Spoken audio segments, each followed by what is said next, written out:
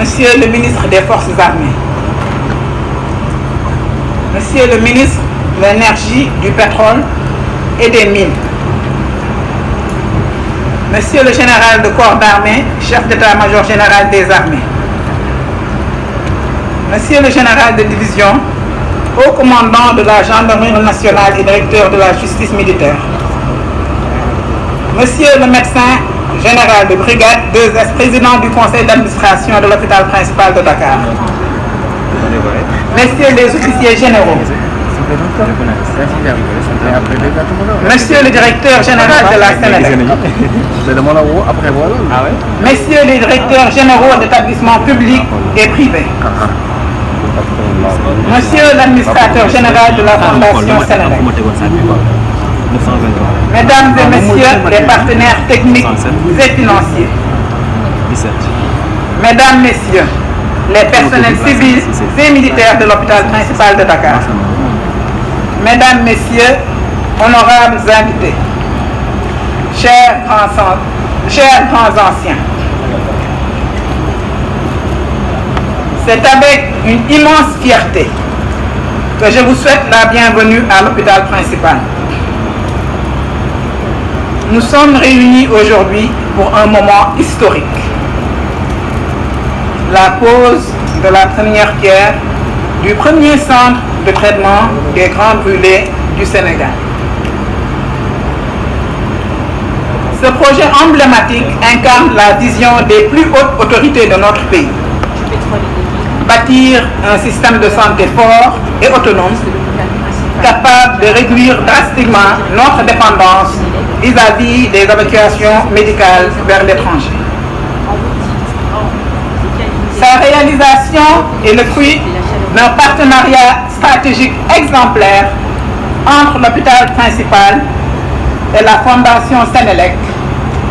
rendu possible grâce à l'impulsion déterminante des ministres des Forces armées et de l'énergie, du pétrole et des mines.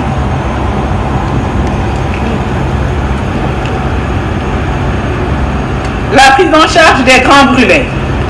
constitue aujourd'hui l'un des défis les plus pressants de notre système de santé. Notre diagnostic est sans appel. Avec une unité d'une capacité de 3 lits seulement, l'hôpital principal fait face à une inadéquation criante entre une demande croissante et une offre de soins insuffisante. Cette situation génère des conséquences dramatiques, notamment un taux de mortalité élevé lié au rejet. 7 milliards kon li ci des war nañ koo mun a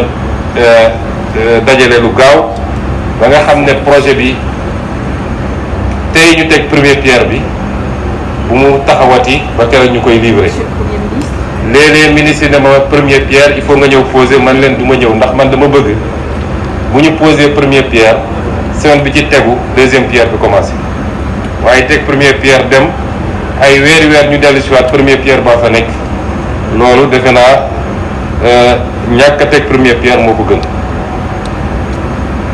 ñuy féliciter tamit initiative bi niñ ko tëggee toujours muy firndeel gis-gisu président Bassirou Diomaye Faye ci concept bi nga xam ne bi Sénégal jotee indépendance am ba léegi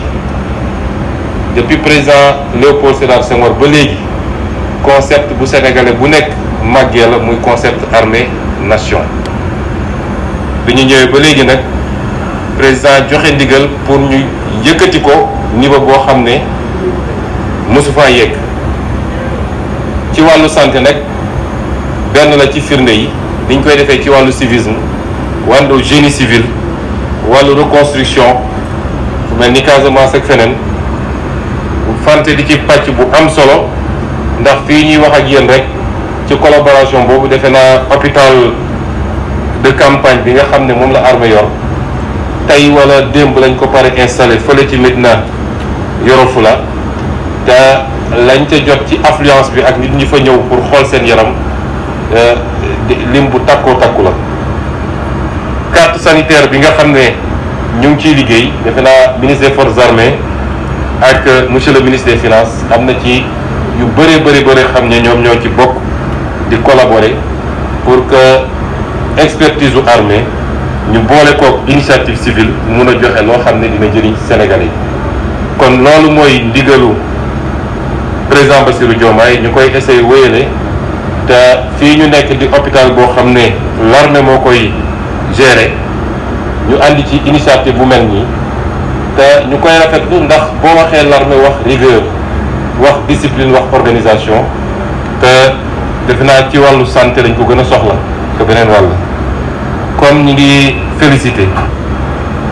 di gërëm ñëpp di wax ni projet bi ci gis-gisu président bi nga dañu bëgg Sénégal doon un hub sous-régional en santé mooy benn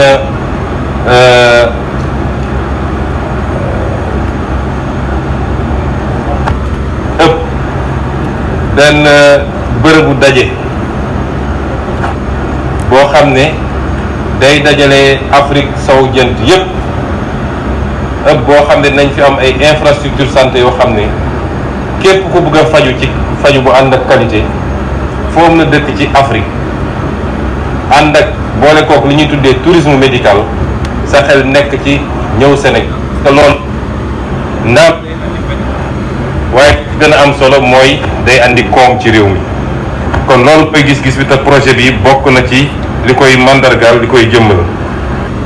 ñuy daaneel ci delluwaat jaajëfal ministre des forces armées ak madame le général médecin chef directeur de l'hôpital principal colonel Mansour Fall chef du service d'anesthésie réanimation de l'hôpital principal moom mi nga xam ne mooy président wu société sénégalaise de brûlure et du Pan African Burn Society moom moo jëmmal projet bi daanaka ñu koy delloo njukkal moo ci sonn moo ko concevoir gannaaw yàlla buñ seegsee fii defe naa taxawaayam lu bëri la ci remercier fondation Sénélec di ko joxe aussi comme exemple naam fondation yi def di social baax na ci lool waaye jublu ci yu mel nii nga xam ne investissement structurant la loolu it defe naa moo gën ba tey ak yeneen acteurs yi nga xam ne ñëpp seen taxawaay ràññee nañ ko ci lii nga xam ne moom la ñuy sumb tey di leen gërëm di leen sant